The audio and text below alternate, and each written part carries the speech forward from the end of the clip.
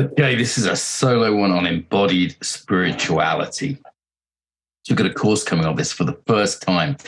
And I guess the reason it's for the first time is even as I say it, spirituality, there's a slight cringe. There's a slight, God, who do I think I am?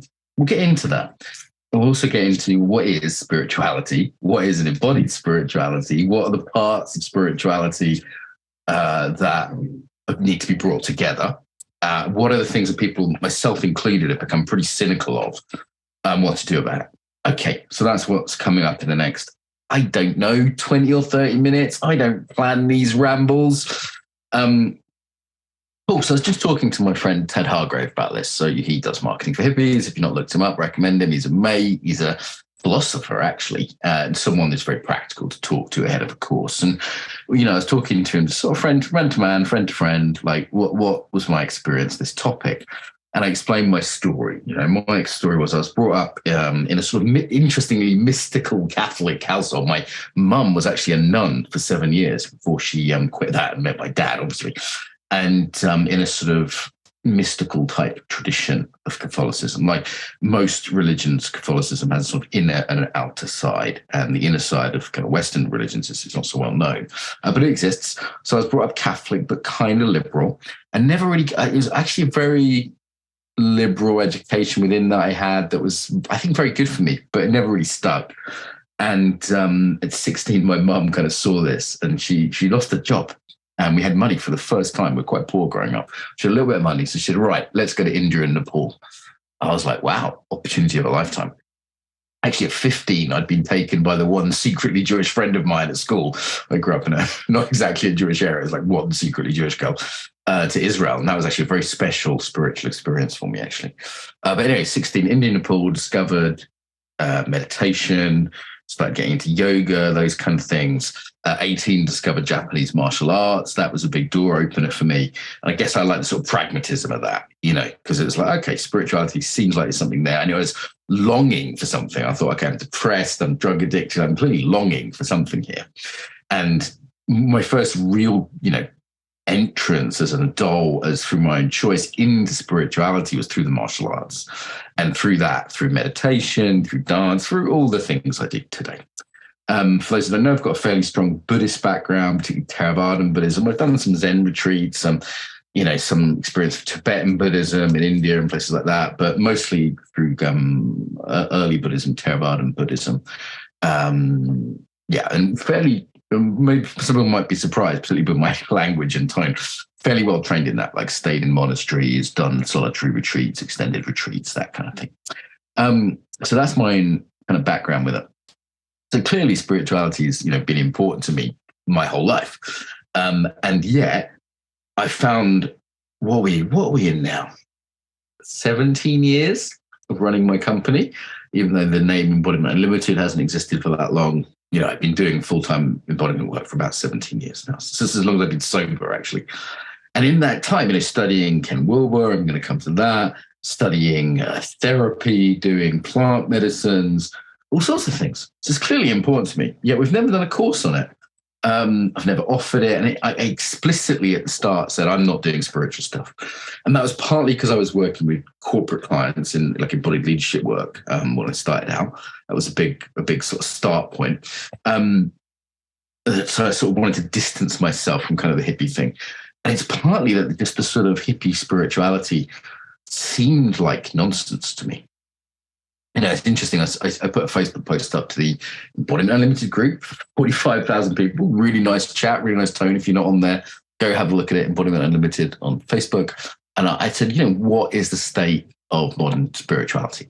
Very open question. And most of the replies that came back were negative. Bypassing, going to that, confused, talk about spiritual supermarket. I think there's a few things that people are very rightly skeptical of that I really share to the point where I've been embarrassed to do a course on this. And, actually, I thought, what, if I don't do something on this, very much not from the point of view of a guru telling everyone what to do, but from the point of view of, like a bartender offering drinks or an inquiry that we do together, a guide kind of thing. That's a bit different, actually, from my normal sort of talk courses in that way. I think in the modern context, it's probably the appropriate tone if you don't want to set yourself up as a guru. And a lot of people fear that. And I think rightly so. There's been a lot of abusive gurus. There's been a lot of people that have taken advantage of people financially, sexually, fundamentalism within that, having like culty behavior, having to believe a set thing. So that's one end of the spectrum people are, I think, rightly cautious of.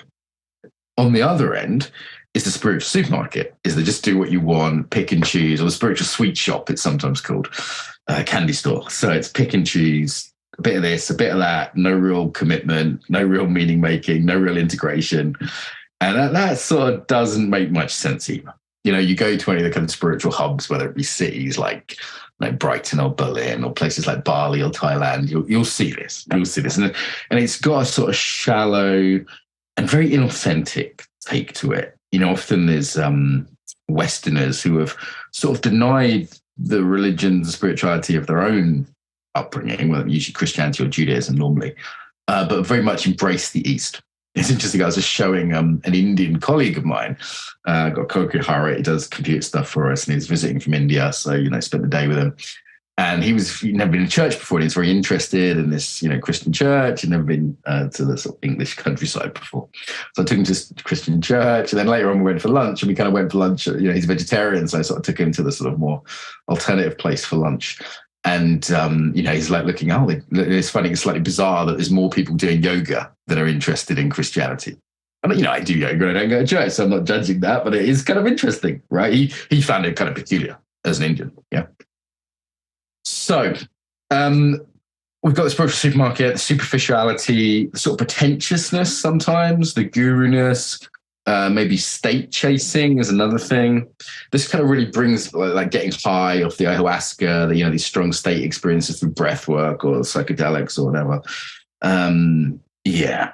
And I think these are some of the main things that people are rightly cautious of. What this really gets us into is what is spirituality? Okay, we could be arguing this one for a long time. I think it's Ken Wilber. Is it 7 definitions he gives? He talks about states, talks about stages, talks about it as a form of intelligence. There's Cindy Wigglesworth's work on that, and a bunch of other people on spiritual intelligence. You've got to look at like, what do you mean by spirituality? Do you mean having special experiences? Do you mean some kind of ultimate meaning to life, something transcendent? Is having a meal with your family spiritual? Well, it depends what point of view you're coming from, right?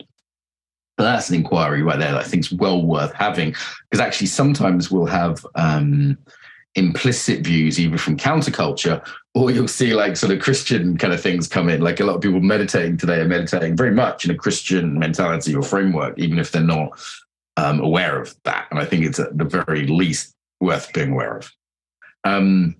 The other thing, the other sort of pieces I think are really important in there. So, we've got the sort of Christianity or maybe Judaism, maybe Islam for you, but the Western kind of side of things. Most of my listeners are in the States or Europe. So if you're listening to this in India or Japan, hello, welcome, hello, konbanwa, namaste, whatever the fuck. But I'm mostly talking about the kind of Western experience here. And I know it's complex. There's also African traditions, blah, blah, blah. But most of my listeners I'm sort of speaking to, I think, in many ways similar to myself, trying to integrate these parts. So as a Westerner, you can't ignore the fact that you come from a culture that has spiritual traditions. And the two main ones, of course, Christianity and paganism, still big. Like where I am in the west of England, you'll see Stonehenge is just down the road from me.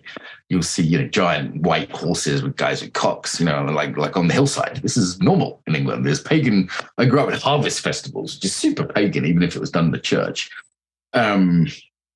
Maypole dancing we used to do as kids in the sort of farm village I grew up in. It's a phallic object with wrapping red ribbons around it, for God's sake. Young maidens wrapping red ribbons around a phallus. Pretty pagan. So you've got to kind of get to grips with that, I think, as well. That's in the mix, both in counterculture and kind of in our blood. There's a way in which English people still sort of have that in their blood. I think Germans, East Europeans too, maybe a bit less in the States, but it's still around. In the States, there's a sort of Native American tradition. And of course, some people may have African traditions. I've got Afro-Caribbean friends who are bringing through almost kind of like voodoo type traditions, kind of different spiritualities. But we have to come to terms with our roots, whether like me, you're from an Anglo-Irish background or you're Caribbean guy with a Japanese mom who lives in Canada, has Shinto influences. We have to come to terms with what's in us. Yeah, Jung actually said there's no point studying Eastern spirituality because it's what's in us. He said, don't do yoga, don't do meditation. I wouldn't go that far, but I certainly think it's worth investigating. Often I find people integrate it. A lot of people I know have had mystical experiences. It's Jesus, not Buddha, they see if they're Western. It's, on some level, there's an imprinting at a deep level. Okay, but we certainly can't ignore the Eastern traditions, right? I mean, you'd be crazy to ignore, the treasure trove of spiritual wisdom that is, they just say Buddhism alone. I was learning about Jainism the other day, and I was like, wow, this is a whole other treasure trove. Or Sikhism was another thing I was looking at. I was like, wow, it's a whole other treasure trove. And Buddhism is the only one I've really explored, and that's so deep. You could spend a lifetime just looking at one form of Buddhism. See, one of the reasons I studied Theravada and not Tibetan is I thought I might be able to get my head around this in one lifetime. See, Hinduism, big influence on a lot of people through counterculture since the 60s, or directly through study. And then we've got, problems of cultural translation. Is it Buddhist or is it Tibetan you're studying? The Dalai Lama actually said, I don't know which is which. I don't know what's Tibetan and what's Buddhist. He said, you've got to figure this out. Some of the systems, like the kind of guru systems, appropriate in the West, blah, blah, blah. For a long time, I kind of stuck Japanese feathers in my ass trying to be a Japanese chicken doing Aikido, and I've seen that in martial arts a lot. And eventually I was like, I'm not Japanese. Much as I loved it when I went to the Japanese, what's called Hombu Dojo, the home dojo, the home practice studio of Aikido in Tokyo, in Shinjuku. And I sort of really felt the kind of cultural thing of that. I was like, oh, misogi, purity, Japaneseness, cleanliness. It's like a whole ethos that you see embodied there that you might not totally understand even doing Aikido in the West, even a very good dojo, and trying to impersonate it. Again, I learned a lot from it. Learned a lot from Japanese martial arts. So we've got the pagan roots, we've got the sort of Western, generally Christian roots, or for other people, different things. We've got the Eastern stuff, which is kind of big, We could sort of look at indigenous kind of wisdom, again, Native American, African, even Siberian. There's all sorts of versions of that. I know there's someone getting offended out there already going, yeah, but you didn't include the Madagascan. Is that spiritual? Tell people to fuck off. Depends on your definition, doesn't it? If you think spirituality is being nice, maybe not. All right, moving on. So another one, trauma. So this isn't directly, I don't think many trauma teachers say I'm a spiritual teacher, but it really impacts your spirituality. First of all, that most of the spiritual traditions aren't trauma informed. Like most meditation retreats, for example, be a nightmare if you're traumatized. Like a Vipassana retreat or something, forget it. Trauma informed really enhances spirituality, stops a lot of the spiritual bypassing. So this term of ignoring the emotional, the physical, the bodily, and sometimes the political, socio-political as well, in order to transcend. So in spirituality, we can say it's ascending and descending paths. So ascending could be love and light, sort of new age kind of, mixtures of positive psychology with Christian mentalities and things. It could be the love and light, up and out. It could be Buddhist, transcendence. There's some Buddhist schools like that. Definitely some Christian ones like that. And then descending, like earthy, pagan, literally in the body. Like my voice gets low. It's like, yeah, let's fuck in the fields and make things fertile. And, different definition than let's get out of the dirtiness of life. Let's get away from life. Sometimes this is the descending in East is called a tantric path, like in life, family, sex, shit, in life, engagement, not being a monk and getting away from it. I've done both. I see the attraction of both. I've done elements of both, renunciate paths. Things like sobriety, for me, that was an absolute essential one. Getting on the Western spiritual path, even though it has, influenced by Jung and Christianity and Eastern and Western traditions. So for me, the West offers this trauma-informed that I think really helps, we have to integrate it. I think to ignore it is just crazy. And just generally the therapeutic, right? The therapeutic. So again, this is another sort of influence that if we're to have a mature spiritual practice, we need to look at them. Yeah, shadow work, for example. There are wonderful spiritual teachers who have very high enlightened states, but end up still having massive shadow and end up abusing their students despite being enlightened on some level.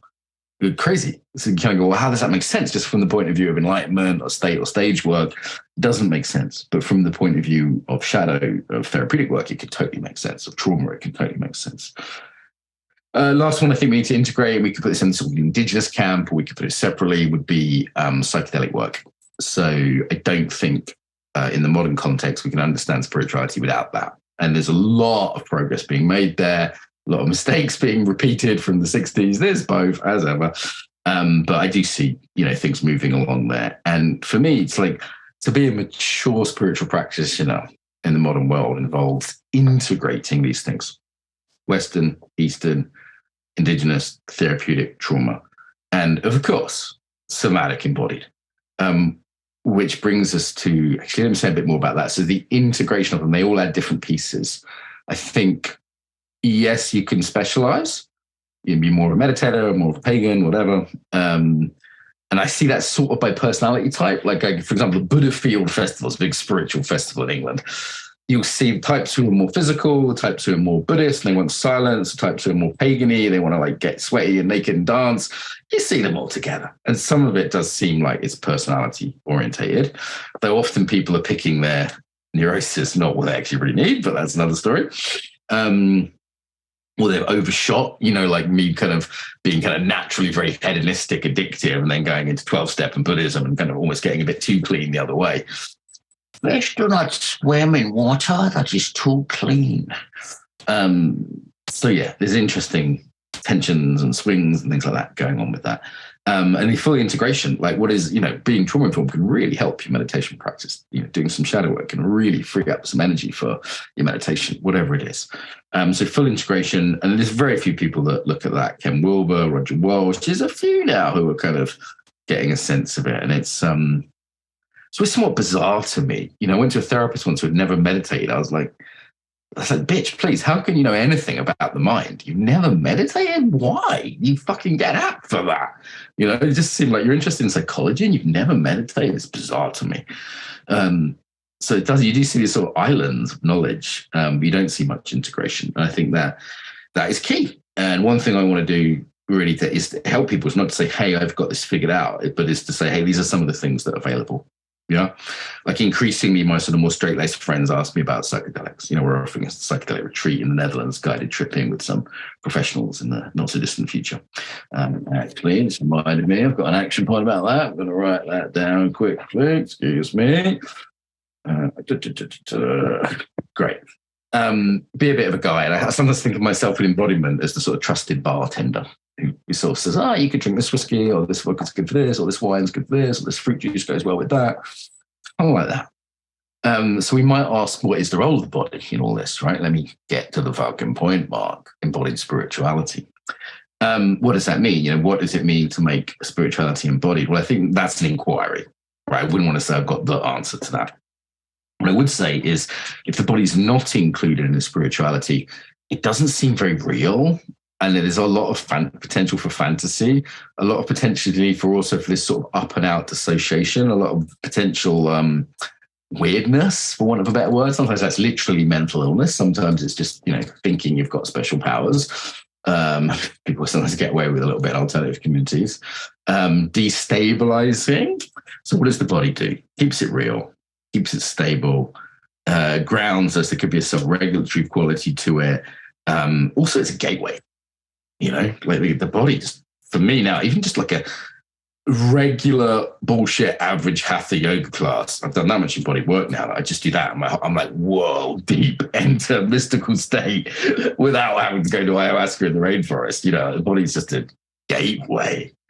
I think we're missing a trick if we're missing a trick into that profound gateway. I think it's right here. We don't have to go to India and meditate up a mountain.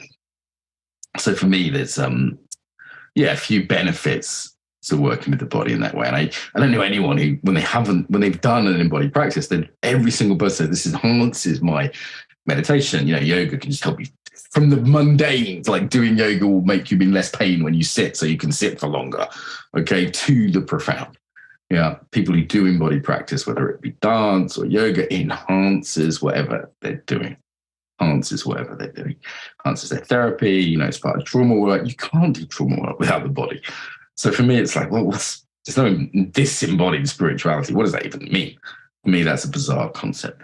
But I think this is an inquiry. And definitely one of the things I want to do on, you know, course, almost inverted commas, is have this as an inquiry with a group of people. And I'm aware there are differences, culture differences, gender differences, all sorts of differences that will mean that different people will have different takes on this.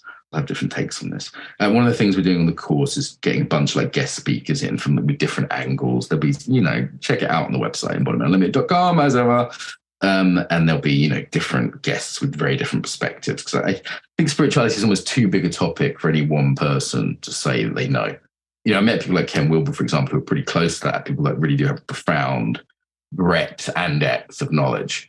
But even Ken Wilber hasn't done everything, right? He hasn't read every book. He hasn't done every practice, definitely. So, yeah, it's good to get different points of view on it. And I very much see myself as helping with two things. One is helping sort of spread out the possibilities. Say, hey, have you considered this? And sometimes that's a challenge. Like, hey, you need to integrate your Christian side, whether you like it or not. No, I don't want to, but it's okay, that's your choice. Sometimes it's just laying them out and being like, hey, did you know that this thing exists? Yeah. Cool. So that's one thing. The other thing is the practical application. So I think I'm known for two things. One is humor and dick jokes, let's be honest. Being sweary and offensive, yes, great. But another is just pragmatism. I'm the practical guy. Plenty of Californians are just as deep, if not deeper, into embodiment than I am. But practical application has always been our thing. And you might think, well, spirituality is the opposite of practical. And I'd say, that's ascending spirituality. That's a way of looking at spirituality. I'd say, it's not practical as some people do. I'd say, no, quite the opposite. So as a coach, what I found is yes, you can get incremental change just through embodied practice. And that will become a spiritual thing that will shift people profoundly over time.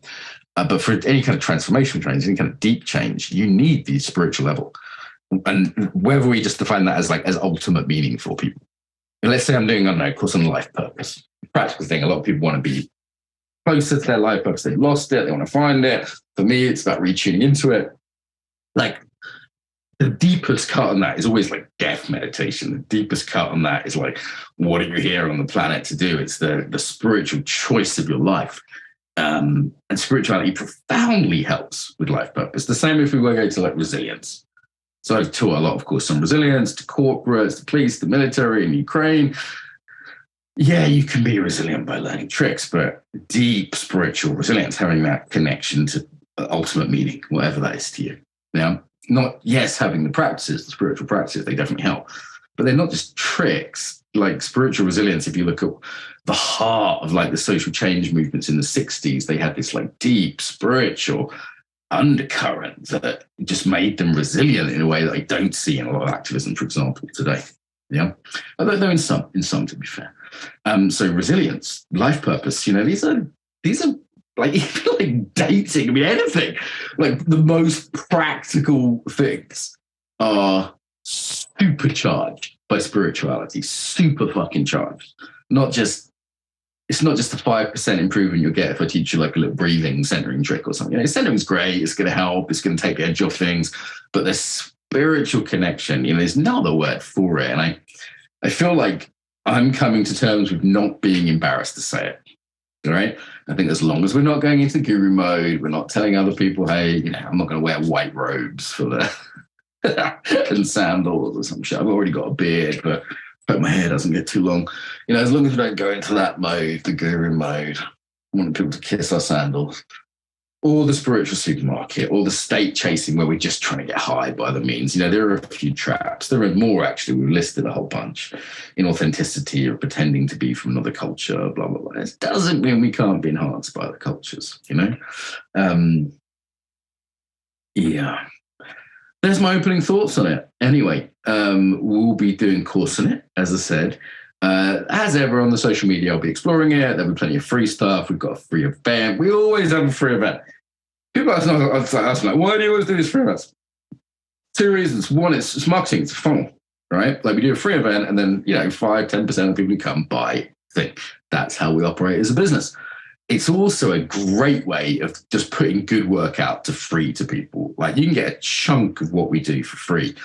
If you're not on the newsletter, you are missing a fucking trick. Okay, the newsletter, yes, it's like you have to delete an email every now and again. Okay, I'm too many emails, and delete a couple.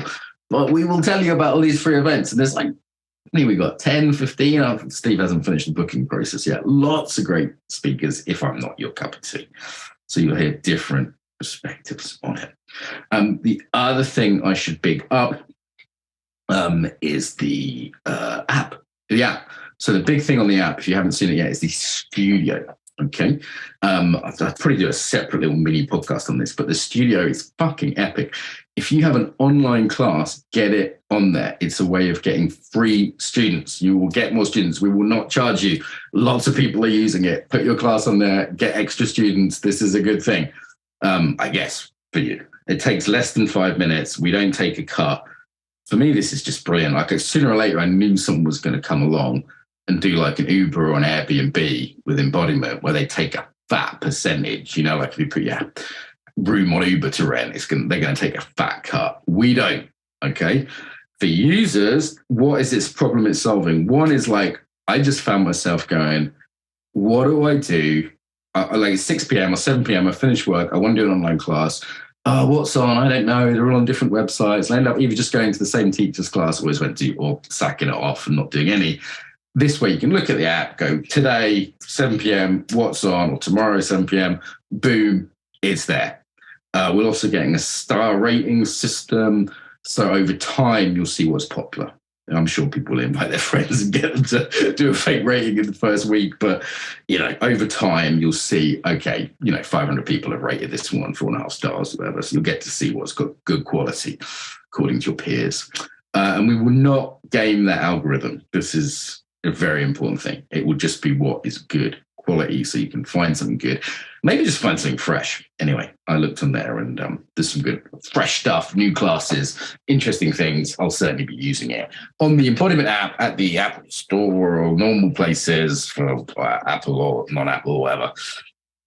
There's also free stuff. More free stuff on there. More free stuff. I'll say more another time. Anyway, so that spiritual selling stuff, well, it's free. I think it will help you. So enjoy. Walsh here. If you like that, you'll probably like embodimentunlimited.com and our app. So on both of these things, you can get a bunch of podcasts that aren't available here, some exclusive ones with some big names, some people you'll probably recognize that are over there. There's a copy of my book, PDF of my first book on embodiment, which seems to people like. I sold quite a few copies on Amazon, but there's a free copy there. What else is there? Loads of videos of me coaching embodiment, resources on trauma, on meditation, on yoga. And you can also chat to people without going on Facebook or any of that nonsense. So if you want to chat embodiment people, that's there. And it's on the embodimentunlimited.com, all free, and the app available at the App Store and all that good stuff. So if you like this, do check those out.